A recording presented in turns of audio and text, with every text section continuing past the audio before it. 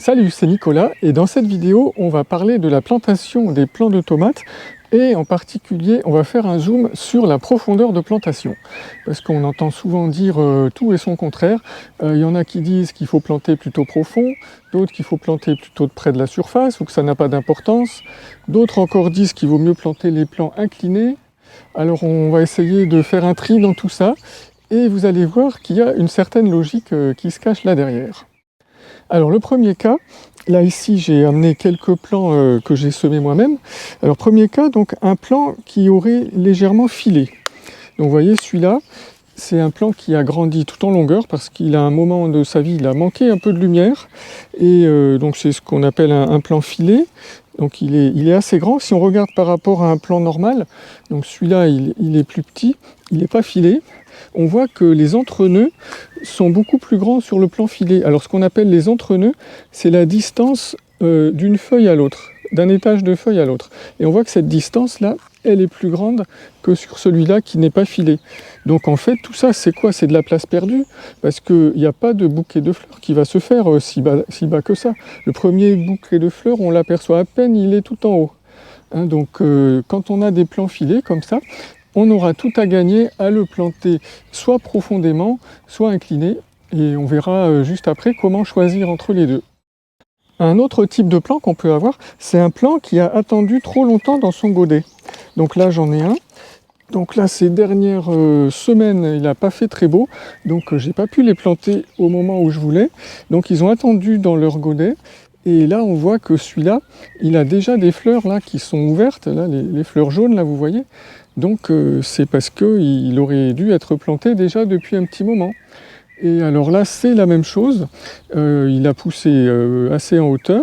Et donc, on va pouvoir, comme le précédent, celui qui avait filé, le planter soit profondément, soit incliné, pour essayer de rabaisser tout ça et de gagner cette place-là, jusque-là, qui aurait été perdue sinon. Alors le troisième cas, ça va être les plants greffés. Alors là, il se trouve que j'en ai un que j'ai greffé moi-même. Voilà, il est là. Donc ça, c'est un plant que j'ai greffé il y a quelques temps. Donc je ne sais pas si vous arrivez à voir, le point de greffe, il est là. Il est à 3 cm du niveau du terreau à peu près. Et donc là, les plants greffés, eh bien, au contraire des autres, il ne faut surtout pas les planter trop profond, il ne faut surtout pas enterrer le point de greffe, parce que sinon, si on enterre le point de greffe, ce qui peut se passer, c'est que le greffon, c'est-à-dire la partie du dessus, elle peut commencer à émettre des racines qui seraient au-dessus du point de greffe. Et donc dans ce cas-là, eh bien, on dit que le greffon va s'émanciper. Donc dans ce cas-là, il ne profiterait plus des racines du porte-greffe. Et alors que tout ce qu'on cherche, c'est avoir la puissance des racines du porte-greffe qui vont nourrir la partie du haut. Donc c'est pour ça qu'il ne faut jamais enterrer un plant greffé en dessous du point de greffe. Donc celui-là, on verra tout à l'heure qu'on le plantera au même niveau qu'il était dans son godet. Alors après, il n'y a pas que la forme des plants qui compte, il y a aussi la qualité de la terre. Alors si on regarde sa terre, on a plusieurs types de terres. On a les terres qui sont plutôt sableuses, les terres plutôt argileuses et les terres entre les deux. Alors si on a un sol plutôt léger, plutôt sableux, eh bien l'inconvénient c'est qu'il va sécher très vite en surface parce que l'eau elle est attirée par la profondeur et donc un sol qui sèche vite en surface, c'est un sol qui se réchauffe vite aussi. En début de saison, surtout, c'est important pour les plants de tomates qui ont besoin d'une température entre 16 et 17 degrés au niveau de la terre. Hein. Je parle de la terre, hein, pas de l'air. Et donc, un sol sableux, il va se réchauffer plus vite. Donc ça, c'est un avantage. Par contre, un inconvénient, c'est donc qu'il sèche vite, ça je l'ai déjà dit.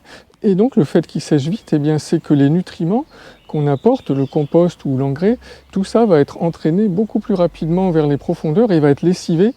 Et donc les plants seront moins nourris que dans un sol qui sera plus lourd. Donc d'où l'intérêt dans un sol léger de planter plutôt en profondeur les plants pour qu'ils aillent chercher à la fois l'humidité en profondeur et les nutriments qui restent en profondeur.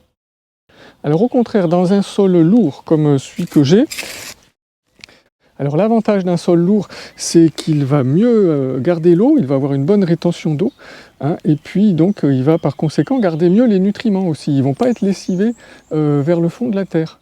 Et par contre l'inconvénient, c'est qu'il va mettre plus longtemps à se réchauffer. Donc quand on a un sol lourd, comme c'est mon cas ici, eh bien on va plutôt avoir tendance à planter peu profond. Et si on a des plants qui sont filés ou qui sont trop hauts, eh bien c'est là justement qu'on va les planter inclinés. Ça va nous permettre d'avoir les deux avantages, c'est-à-dire que le plant sera incliné, et donc à la fois on pourra le planter profond, mais profond proche de la surface, c'est-à-dire que la tige sera quand même recouverte de terre. Alors je vais vous montrer tout ça maintenant, on va passer à la pratique.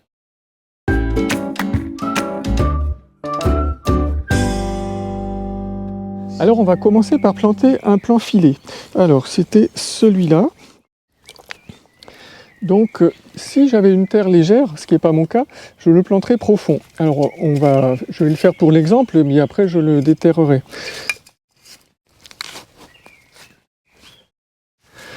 Voilà, donc je creuse un trou. Le but, je vous rappelle, c'est bien de le planter jusque là. Donc je fais bien un trou qui fait 30 bons centimètres de profondeur. Voilà, donc là je démoule ma bouteille, donc j'ai mis les plants à tremper dans un seau d'eau, ça facilite énormément le démoulage, vous voyez, ça vient tout seul. Et le but c'est de prendre aussi des bouteilles lisses, à bord lisse, donc c'est les bouteilles d'eau pétillante en général. Les bouteilles d'eau plate, elles ont les bords crénelés, donc ça se démoule pas du tout. Alors que là c'est très facile. Donc voilà mon plan, donc le but c'était de le enfoncer jusque là. Donc là on voit le niveau, ça arrivera à peu près là, donc ça serait bon. Mais je ne vais pas le faire parce que j'ai pas un sol léger, j'ai un sol plutôt lourd. Alors dans ce cas-là, d'un sol lourd, qu'est-ce qu'on va faire? Eh bien on va le planter incliné. Alors je vous montre ça tout de suite, donc là je rebouche mon trou. Voilà, et on recommence. Donc pour planter incliné, si je veux que ma tige elle sorte ici à peu près, il faut que je mette le corps du plant, la motte plutôt à gauche. Donc je fais mon trou comme ceci.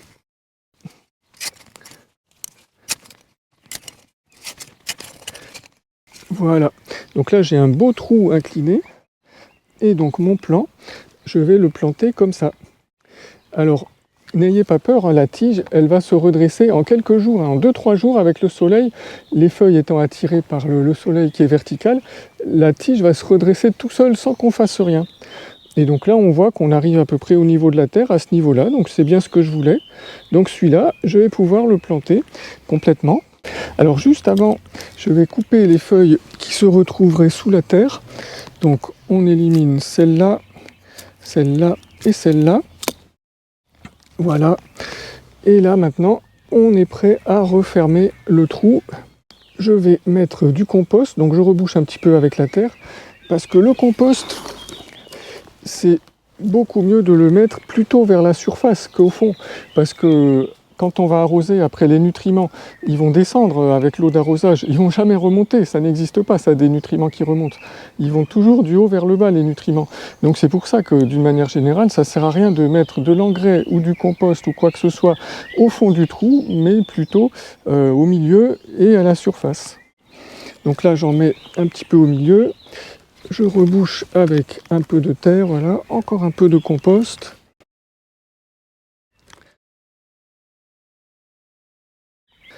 Encore un peu de terre et on termine par du compost. Maintenant, je vais planter le plant normal, c'est-à-dire le plant qui n'a pas filé. Donc lui, eh bien, il n'y a pas de question à se poser. On va le planter dans tous les cas à la même hauteur que le terreau de son godet, de sa bouteille en l'occurrence. Donc on va le planter à ce niveau-là, qu'on ait une terre lourde, légère ou quoi. Il n'y a pas de question à se poser. Alors je vais le planter par ici. Donc je fais toujours un trou largement plus grand que la motte. C'est pour pouvoir rajouter du compost après. Parce que les racines, elles vont quand même s'étaler. Voilà, donc mon trou, il n'a pas besoin d'être très profond. Là, je vérifie que je suis de niveau. Je vais couper les feuilles qui risqueraient de toucher la terre, parce que ça, c'est le problème, c'est que les maladies, comme le mildiou, elles viennent de la terre, donc il vaut mieux pas que les feuilles touchent la terre. Et donc là, on verra, on va faire quelque chose plus tard pour celui-là. Donc là, je l'ai mis comme ça. Pas besoin de faire un trou plus profond. Je commence à reboucher avec la terre. Et puis après, je mets du compost. Voilà, généreusement. à peu près moitié-moitié. Moi je fais moitié terre de rebouchage, moitié compost. Et puis si j'ai trop de terre de rebouchage, et bien soit je l'étale à côté, soit je m'étais amené un seau là pour l'évacuer. Allez, encore un peu de compost, ça peut pas faire de mal, au contraire. Voilà, alors je tasse pas spécialement la terre, elle va se tasser toute seule quand on va arroser juste après. Et maintenant on va s'occuper de notre plant greffé. Alors lui, je vous rappelle qu'on n'a pas le droit de l'enterrer plus haut que le point de greffe. Alors on va se mettre par là.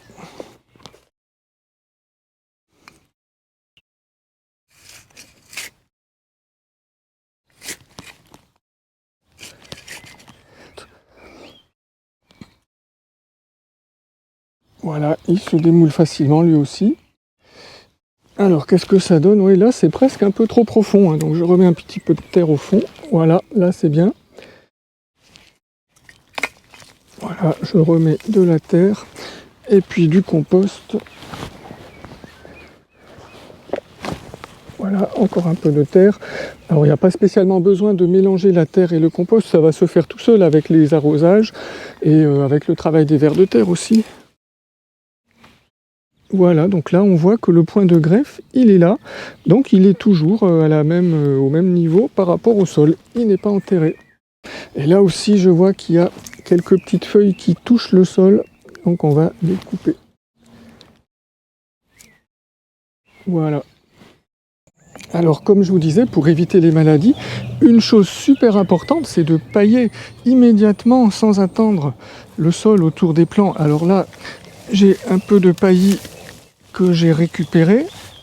Donc là, il se trouve que ce sont des herbes séchées, mais n'importe quel paillis fera l'affaire, soit du foin, soit de la paille, soit comme ici des herbes séchées, des tontes de pelouse, mais pas trop épais parce qu'après ça peut rentrer en fermentation, donc quelques centimètres, pas plus.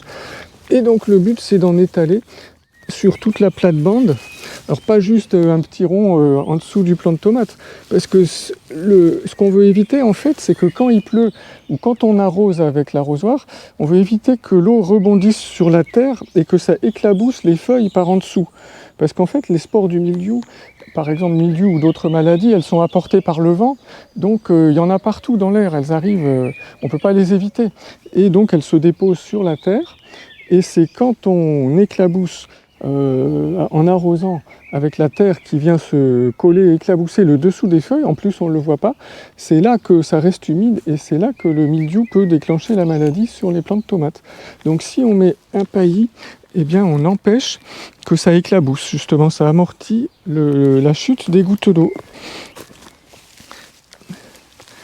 Alors je vais vous montrer sur celui le plus important à pailler.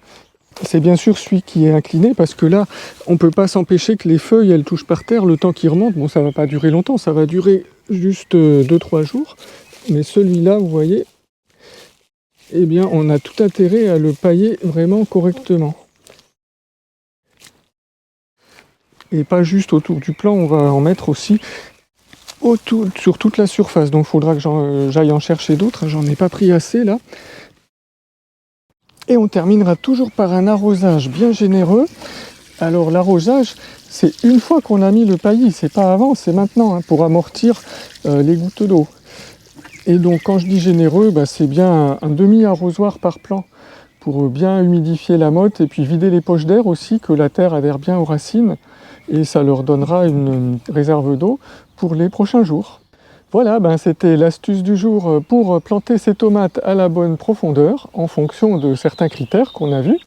Et alors vous remarquerez que je n'ai pas encore positionné les tuteurs, c'est parce que je préfère le faire plus tard, il n'y a rien d'urgent pour le moment, et je vous montrerai ça dans une prochaine vidéo.